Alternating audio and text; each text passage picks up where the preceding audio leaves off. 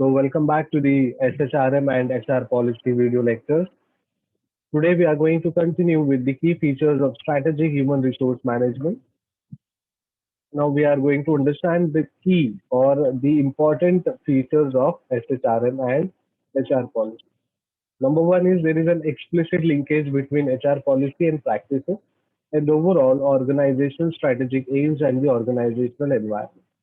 So explicit linkage means PR sorry HR policies and उनके जो practices है उसमें बहुत ही ज्यादा लिंक होता है because whatever you plan whatever policies you design you have to follow and practise all those policies and basically overall organisation का जो स्ट्रैटेजिक एम है और ऑर्गेनाइजेशनल एनवायरनमेंट जो है उस पर वो डिपेंड करता है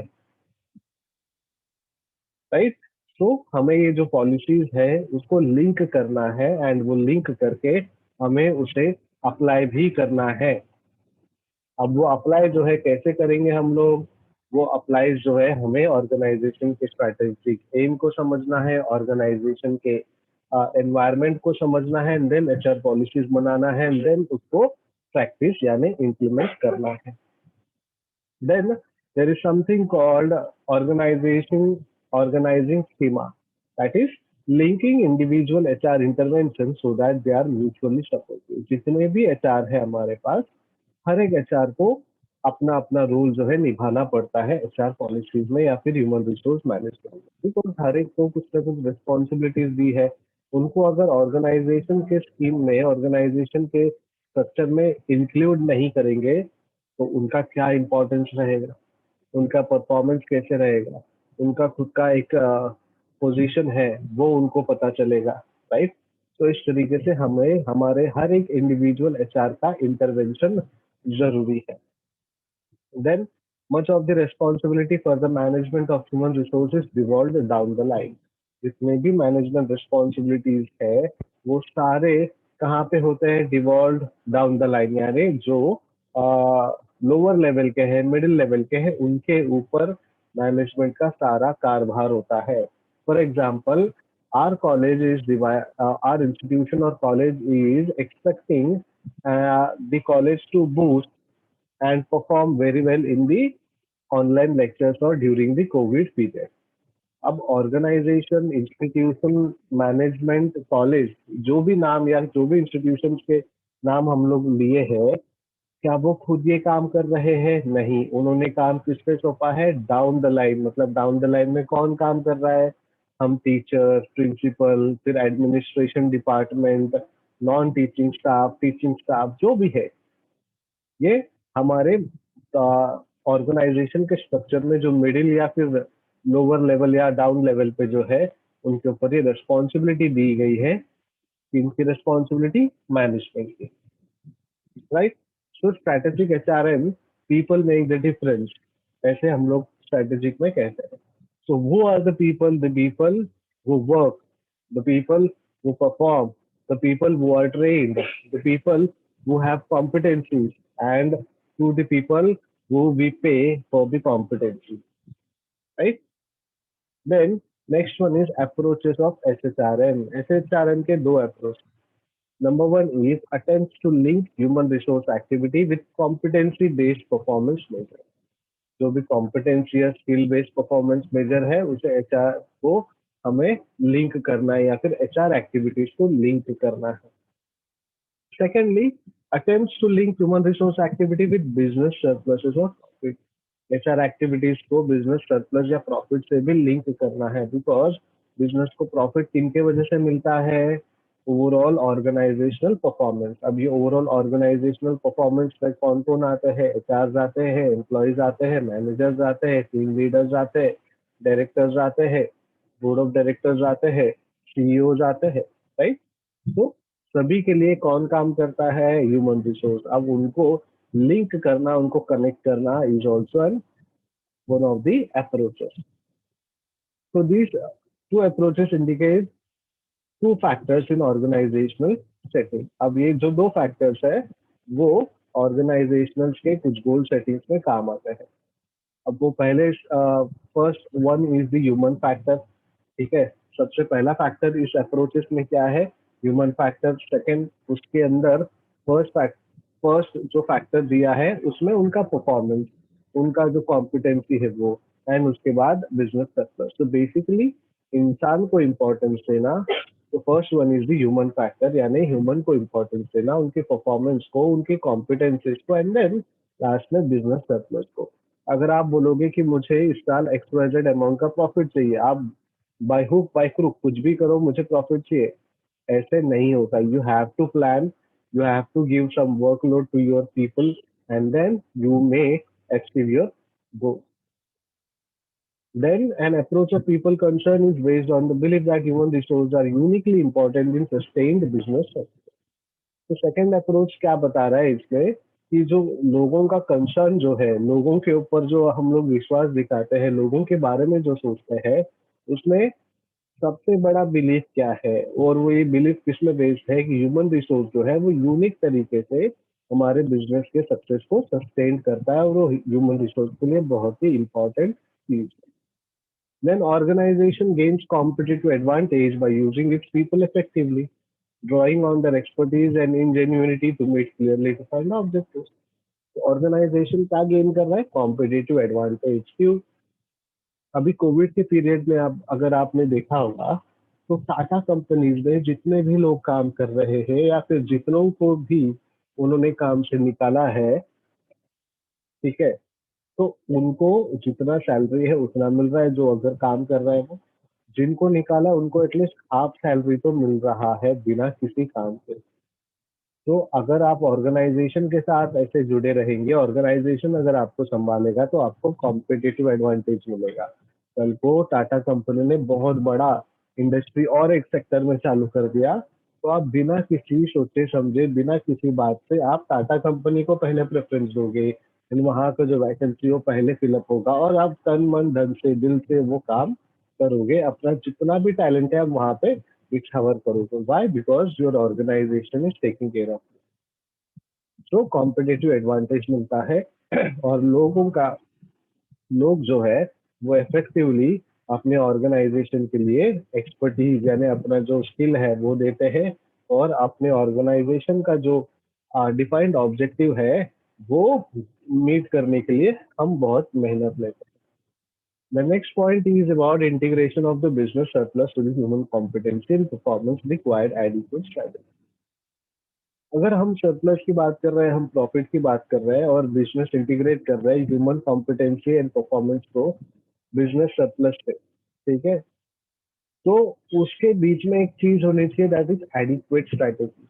अगर आप स्ट्रैटेजी के बिना काम करोगे तो आपको जो अचीव करना है प्रॉफिट, जो आपने डिसाइड किया है प्रॉफिट की एक्स वाई जेड अमाउंट का प्रॉफिट मुझे इस साल में अचीव करना है, तो वो मुश्किल हो जाता है। बिकॉज प्लानिंग होनी चाहिए, आपके एम्प्लॉयज के स्किल्स, टैलेंट्स और कॉम्पिटेंसीज, परफॉर्मेंस का कुछ एक नजरिया होना चाहिए, एंड देन उसके बाद आप एक स्ट्रेटेजी डिजाइन करेंगे, एंड देन वो गोल्स सेट करके आप अचीव करेंगे। Then here are the role of strategy comes into picture, the way in which people are managed, motivated, and deployed. The availability of skills and knowledge will shape the business strategy. The strategic orientation of the business then require the effective orientation of human resource to competency and performance excellence. तो basically यहाँ पे कहने का यही मतलब है कि जो आपके ऑर्गेनाइजेशन है, आपके ऑर्गेनाइजेशन के अंदर जो लोग हैं, उनके अंदर जो स्किल है, उनके पास जो नॉलेज है, एक तो वो उसको स्ट्रेटेजिकली आप स्टेक करें। अगर ऑलरेडी उनमें स्किल नॉलेज है तो उनको अच्छे तरीके से उनके परफॉर्मेंस को एक्सेल करने के लिए उनको मौका दे, एंड एक कॉम्पिटेंसी एडवांटेज उनको मिले, और ऑर्गेनाइजेशन में जो आपने स्ट्रेटेजी डिसाइड किया है, डिफाइन किया है, वो अचीव करने के लिए उनको एक फ्री फ्लो दे। राइट? तो इस तरीके से हमारे कुछ अप्रोचेस है। Now next topic is all about barriers of HR. Barriers to successful HR implementation are complex. The main reason is lack of growth strategy or failure to implement one. Other major barriers are summarized first. देखिए, successful एसएचआरएम implementation करना बहुत ही complex चीज है और उसके लिए बहुत सारे बैरियर्स है। सबसे बड़ा मेन रीजन क्या है? Lack of growth strategy. हमारे पास ग्रोथ स्ट्रेटेजी नहीं होता, या फिर हमने जो भी SHRM इम्प्लीमेंट करने की कोशिश की वो फेल हो गए वो इम्प्लीमेंट करने में। और ये तो दो बहुत ही इंपॉर्टेंट है, उसके साथ साथ कुछ और बैरियर्स है जो नीचे समराइज किए गए 18 पॉइंट्स। तो सबसे पहला पॉइंट क्या है, inducing the vision and mission of the change effort. हमारा जो विजन एंड मिशन है ना, उसमें कुछ ना कुछ नया ऐड करना या उसमें से कुछ नया बाहर निकालना। तो बेसिकली जो हमारी विजन है, मिशन है, उसमें जो चेंजेस लाना है वो बहुत बड़ा बैरियर है। हम लोग मानते नहीं कि हमारे विजन में कोई चेंजेस करना है या फिर मिशन में चेंजेस करना है। हमने जो सोचा है सालों भर से जो चला रहे वही रहे। Then second thing is high resistance due to lack of cooperation from the bottom line. देखिए मैनेजमेंट जो भी डिसाइड करे, CEO जो भी डिसाइड करे, अगर एम्प्लॉयज ने काम नहीं किया तो क्या आपका जो SHRM जो आपने प्लान किया है फुलफिल होगा? नहीं होगा। क्यों? बिकॉज बॉटम लाइन के लोग जो है वो काम नहीं कर रहे हैं, और जब वो काम नहीं करेंगे तो वो काम पूरा होगा क्या? नहीं। Same goes with government. Government ने कुछ सोचा है, गवर्नमेंट के ऑर्गेनाइजेशन में गवर्नमेंट सरकार ने कुछ पॉलिसीज बनाई, और वो पॉलिसीज इम्प्लीमेंट करने के लिए हमारे एम्प्लॉयज को कहा जो सरकारी दफ्तर में काम करते। क्यों? क्योंकि मोदी जी डायरेक्टली काम कर सकते हैं कि हमारे लिए कर सकते हैं, लेकिन वो इम्प्लीमेंटेशन या मैनेजमेंट का काम कर सकते हैं, लेकिन एग्जीक्यूशन का काम जो है हमारे लोअर लेवल या फिर जो भी ऑर्गेनाइजेशन में काम कर रहे हैं उनका है। राइट? तो यहाँ पे अगर वो लोग काम नहीं करेंगे तो ऑर्गेनाइजेशन में इम्प्लीमेंटेशन नहीं होगा जो आपका प्लान, तो सक्सेसफुल SHRM कैसे होगा? तो सिंपली यही बात है कि जो भी मैनेजमेंट डिसाइड करे इम्प्लीमेंटेशन होना चाहिए। अगर मैंने सोचा कि आपको मैं कुछ एक्टिविटी दूं ताकि आपका स्किल बढ़े, आपका नॉलेज बढ़े, लेकिन आप लोग वो एक्सेप्ट ही नहीं कर रहे हो, आप लोगों को वो चाहिए ही नहीं है। मैंने आपको कितनी बार बोला होगा, एग्जाम्पल के तौर पे बोल रहा हूँ कि please talk to your teacher politely, आपके कम्युनिकेशन स्किल्स को बढ़ाओ, रिटर्न स्किल्स को बढ़ाओ। ठीक है? टीचर्स ने जो भी कहा है उसी सब्जेक्ट टीचर के बारे में उसी सब्जेक्ट टीचर को बोलो, किसी और को मत बताओ।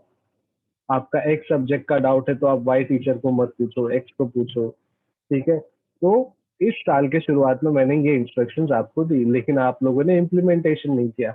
मैंने क्या सोचा कि हमारा जो सिस्टम है उसको हम अब लॉजिकली, स्ट्रक्चरली और एथिकली काम करेंगे, लेकिन हम लोग क्या करते हैं, आपके टीचर को बिना पता चले, आपके क्लास टीचर को बिना पता चले आप किसी और टीचर के इंस्ट्रक्शंस को सुनते हो। राइट? अब वो इंस्ट्रक्शन को सुनने के बाद आपके क्लास टीचर के ऊपर क्या करते हो, नजर रखते हो, आपकी क्लास टीचर के बारे में किसी और को बताते हो। These all are unethical thing. तो एक स्ट्रक्चर डिजाइन करने के लिए हमने सोचा, हमने एक स्ट्रेटेजी बनाई, हमने अपने डेवलपमेंट के बारे में सोचा, लेकिन हम लोग क्या कर रहे हैं, लोअर लेवल या फिर जो एक्चुअल परफॉर्मेंस करने वाले लोग जो स्टूडेंट है वो क्या कर रहे हैं, वो कुछ और कर रहे हैं। तो क्या हमने जो डिसाइड किया, टीचर ने जो डिसाइड किया स्ट्रैटेजी, वो फुलफिल होगा क्या? नहीं होगा। Then third one is related to that, inter departmental conflict. हर एक डिपार्टमेंट, हर एक टीचर, हर एक ऑर्गेनाइजेशन अपने हिसाब से, अपने कंफर्ट के हिसाब से, अपने स्किल्स के हिसाब से, अपने टैलेंट के हिसाब से काम करते हैं। तो समझिए अगर अभी TY का जो टीचर है और SY की जो टीचर है, आप अगर उन दोनों को कंपेयर करेंगे कि उनका लेक्चर ऐसा है, इनका लेक्चर वैसा है, तो ऑब्वियसली वहां पे डिफरेंस दिखाई देगा। Right? Same goes with the departments. Organisation में मैन्युफैक्चरिंग डिपार्टमेंट है और सेल्स डिपार्टमेंट है। सेल्स डिपार्टमेंट बहुत स्लो काम कर रहा है, जबकि मैन्युफैक्चरिंग डिपार्टमेंट बहुत पेस में, उनका जो डिसाइडेड स्पीड है उसमें काम कर रहा है। और सेल्स डिपार्टमेंट स्लो काम कर रहा है, उस वजह से गुड्स बाहर नहीं जा रही है। तो मैन्युफैक्चरिंग डिपार्टमेंट बोलेंगे कि हम लोग इतना मेहनत करके टाइम में अचीव करते हैं कुछ गोल्स, एंड आप उसको फुलफिल नहीं कर पा रहे हो, मार्केट में प्रोडक्ट नहीं जा रहा है, डिमांड कम हो रहा है, कल को इसी वजह से हमारे ऑर्गेनाइजेशन का प्रॉफिट कम होगा, तो यू विल बी रेस्पॉन्सिबल। तो इसमें क्या हो गया, अब दो डिपार्टमेंट में कॉन्फ्लिक्ट आ गया। सो एसएचआरएम इम्प्लीमेंटेशन में ये बैरियर्स आ सकते हैं। Then commitment of the entire senior management team, जो भी सीनियर मैनेजमेंट टीम है उनका जो कमिटमेंट है वो भी मैटर करता है। अब हमारे ऑर्गेनाइजेशन में मैनेजर्स को कहा कि XYZ पॉलिसी अप्लाई करो, मैनेजर्स ने टीम्स को कहा, उनके टीम लीडर्स को कहा, लेकिन टीम लीडर्स ने काम नहीं किया, तो उनका जो कमिटमेंट है ग्रुप के टूवर्ड्स वो फुलफिल नहीं हुआ, तो बैरियर आ गया वहां पे। Then plans the integrate internal resources with external resources required, तो आप क्या करते हो, इंटरनल रिसोर्सेज को एक्सटर्नल रिक्वायरमेंट के साथ इंटीग्रेट करते हो, जो कि अगेन बैरियर है, बिकॉज इंटरनल ऑर्गेनाइजेशन के अंदर जो पॉलिसीज करना है उसके लिए आपको एक्सटर्नल कुछ प्रोडक्ट या टूल की रिक्वायरमेंट है एंड वो टाइम पे फुलफिल नहीं हो रहा है, then that means again that is a barrier. Then next very important thing is limited time, money and the resources. जो टाइम है, जो पैसा है वो लिमिटेड है और जो रिसोर्सेज है वो लिमिटेड है। अब कम टाइम में, कम पैसे में हमें ज्यादा से ज्यादा आउटपुट देना है, बट 1 घंटे के काम में आप 1 घंटे का ही आउटपुट दे सकते हो, मैक्सिमम 1 घंटा 15 मिनट का आउटपुट दे सकते हो। क्या आप पूरे दिन का 24 घंटे का आउटपुट दे सकते हो? ऑब्वियसली नहीं। तो लिमिटेड टाइम रहेगा, पैसा कम रहेगा और रिसोर्सेज कम रहेगा, तो वो हमारे लिए बैरियर्स है। देन स्टेटस को अप्रोच ऑफ एम्प्लॉय, एम्प्लॉय का एक अलग अप्रोच होता है स्टेटस को अप्रोच। नाउ ये स्टेटस को अप्रोच में हम लोग क्या करते हैं, एम्प्लॉय को एक अलग ही माइंडसेट है। एम्प्लॉय के माइंडसेट के हिसाब से हमें अब वो जो इम्प्लीमेंटेशन है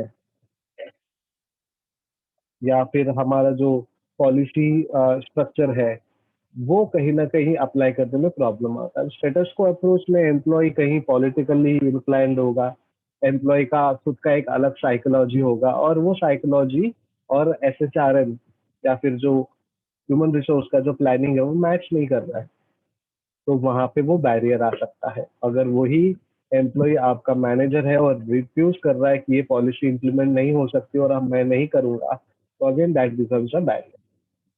then fear of incompetency of senior level managers take up strategic steps.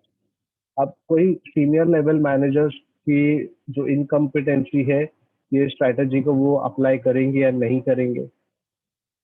बड़े बड़े लोग, सीईओ लोग यही कहते हैं कि ये XYZ एम्प्लॉय या XYZ मैनेजर से होगा क्या, क्या ये कर पाएंगे क्या, बिकॉज उनको नहीं भरोसा है, उनको फियर है, ये इनके पास स्किल्स नहीं है, इनके पास टैलेंट नहीं है, या फिर ये जो इम्प्लीमेंट करने का है हमें वो इम्प्लीमेंट नहीं हो पाएगा।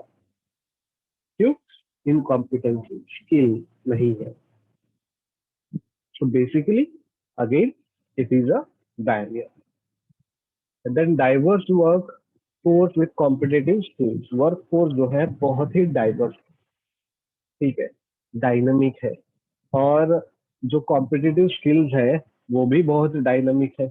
ये मैच कर पाना हमारे लिए बहुत ही ट्रिकी स्किल है, ट्रिकी थिंग है, बिकॉज आप समझिए, फॉर एग्जांपल हम लोग स्टूडेंट से एक्सपेक्ट कर रहे हैं कि आपको प्रेजेंटेशन बनाना भी आना चाहिए फर्स्ट ईयर सेकेंड ईयर में, आपको वो प्रेजेंटेशन खुद से एक्सप्लेन करते भी आना चाहिए, प्रेजेंटेशन में आपने ऑडियो विजुअल भी डालना चाहिए, प्रेजेंटेशन बहुत प्रोफेशनल, 100% प्रोफेशनल होना चाहिए जैसे MBA वाले करते हैं। तो ये स्किल सेट जो है बहुत डाइवर्स है, हमारे वर्क फोर्स में वो जमेगा नहीं।